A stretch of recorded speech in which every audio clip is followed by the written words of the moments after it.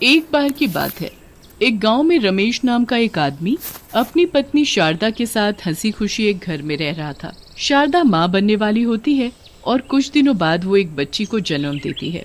शारदा की बेटी बिल्कुल काली पैदा होती है, पर शारदा और रमेश फिर भी उसे बहुत प्यार करते हैं और उसका नाम मुस्कान रखते हैं।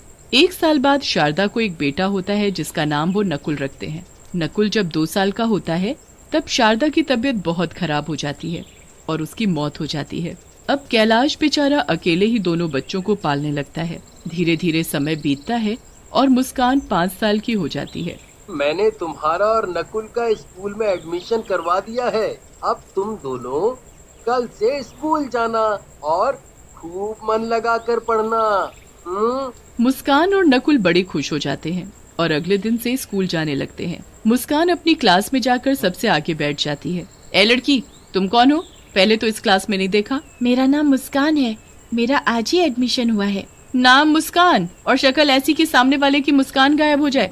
चलो जाओ और सबसे पीछे जाकर बैठ जाओ। तुम्हारी ऐसी काली शक्ल देखकर मैं पढ़ा भी नहीं पाऊंगी। मुस्कान बेचारी बड़ी उदास हो जाती है और पीछे जाकर बैठ जाती है। जैसा उसने सोचा होता है उसके साथ वैसा बिल्कुल भी नहीं होता। मैडम उसके कालेपन की वजह से उससे बहुत चिढ़ती और उसके साथ बुरा व्यवहार करती थी। ये सब बात मुस्कान कभी भी अपने बाबूजी को बताने की हिम्मत नहीं कर पाती थी ताकि मैडम उसे मारे ना।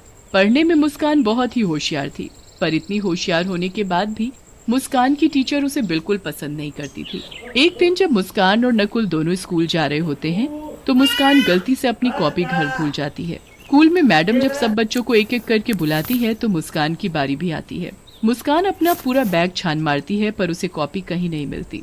अब वहाँ खड़े खड़े क्या कर रही हो? जल्दी कॉपी लेकर आओ। मैडम जी, वो मैं कॉपी लाई थी और सारा काम भी किया था पर कॉपी नहीं मिल रही। तुम जैसे बच्चों के बहाने मैं खूब जानती हूँ। आओ अभी का अभी इधर आओ। मुस्कान डरते डरते मैडम के पास जाती है। उस दिन तो मैडम ने अपने पास एक कांटों से भरी डंडी रखी हुई थी। अपने हाथ आगे करो।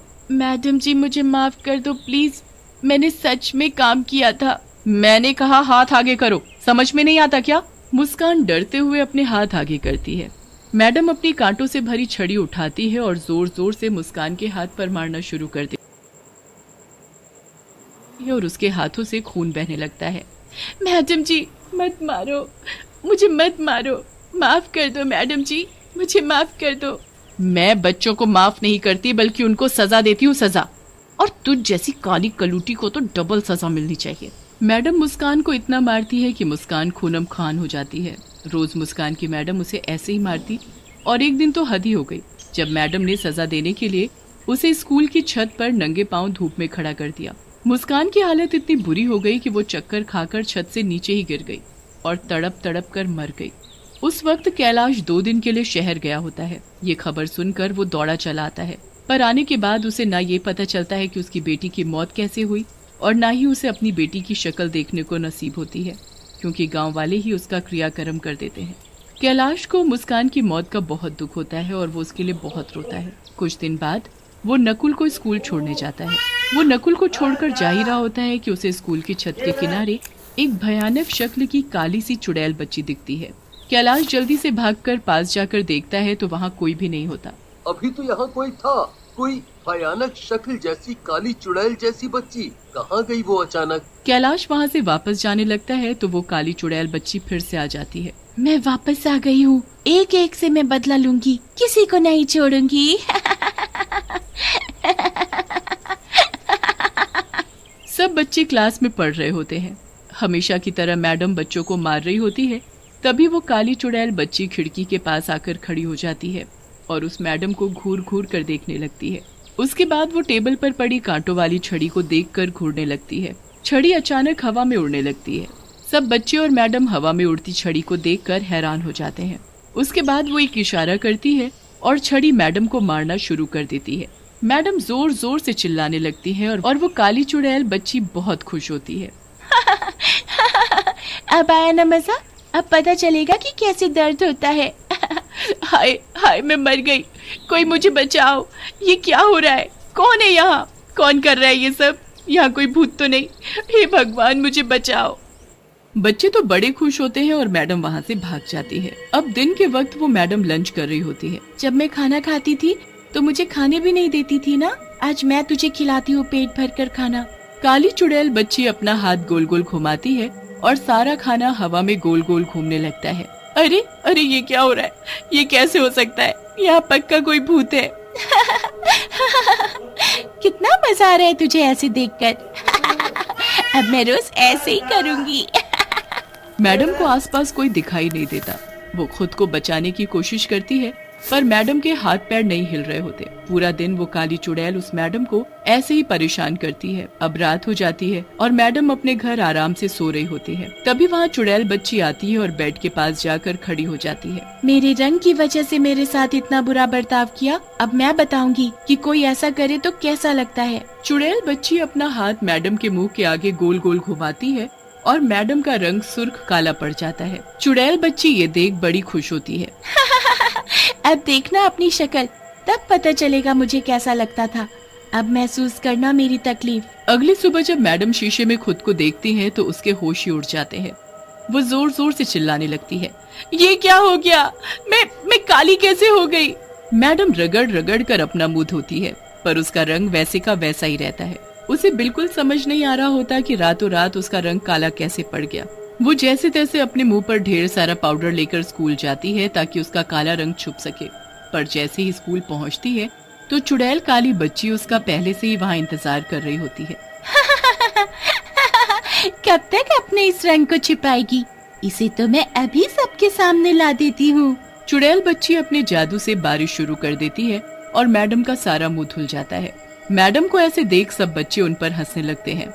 मैडम जल्दी से छुपते छुपाते क्लास में जाती है और किताब को मुंह के आगे रखकर पढ़ाने लगती है ताकि उसे कोई देख न सके।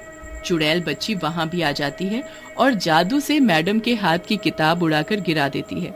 बच्चे मैडम को देख बहुत तेज हंसने लगते हैं। क्यों हंस रहे हो, तुम्हें उससे क्या, काली हो तो क्या किसी के कालेपन का मजाक उड़ाना चाहिए। चुपचाप बैठकर पढ़ाई करो। मैडम क्लास से बाहर जाने लगती है कि तभी पीछे से एक बच्चा बोलता है, जब खुद मुस्कान के कालेपन का मजाक उड़ाती थी तब ये बात नहीं पता थी क्या मैडम को। मैडम उस बच्चे की ये बात सुन लेती है पर चुपचाप वहाँ से चली जाती है और अकेले जाकर बैठ जाती है।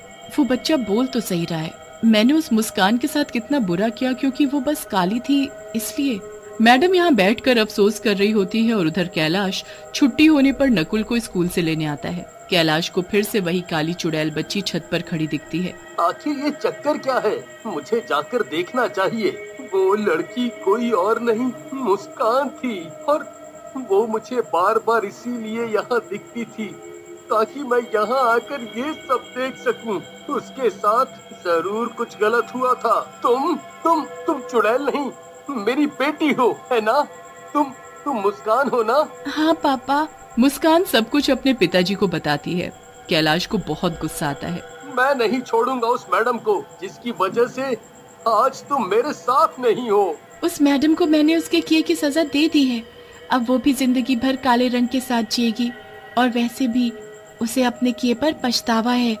मैं तो बस आपको ये बताना चाहती थी कि मेरी मौत कोई हादसा नहीं थी, मुझे मजबूर किया गया था। कैलाश उसी वक्त मैडम के पास जाता है पर वो मैडम उसे कहीं नहीं मिलती। उसके बाद वो पता करता है तो पता चलता है कि मैडम हमेशा के लिए स्कूल छोड़कर चली गई है। कैलाश निराश होकर घर जाता है तो वहाँ मैडम उसका इंतजार कर रही होती है। कैलाश को देखते ही वो हाथ जोड़कर रोने लगती है। मुझे माफ कर दो, सब मेरी वजह से हुआ है। मैंने बहुत बुरा किया था आपकी बेटी के साथ, पर मुझे बहुत पछतावा है। आप मुझे कोई भी सजा दे दो, मुझे मंजूर है। कैलाश मैडम को सब बताता है। मैडम वहाँ बैठकर बहुत रोती है और तभी चुड़ैल बच्ची वहाँ आती है। अगर पछतावा है तो जाओ, बच्चों को शिक्षा दो, कभी किसी के साथ ऐसा व्यवहार मत करना।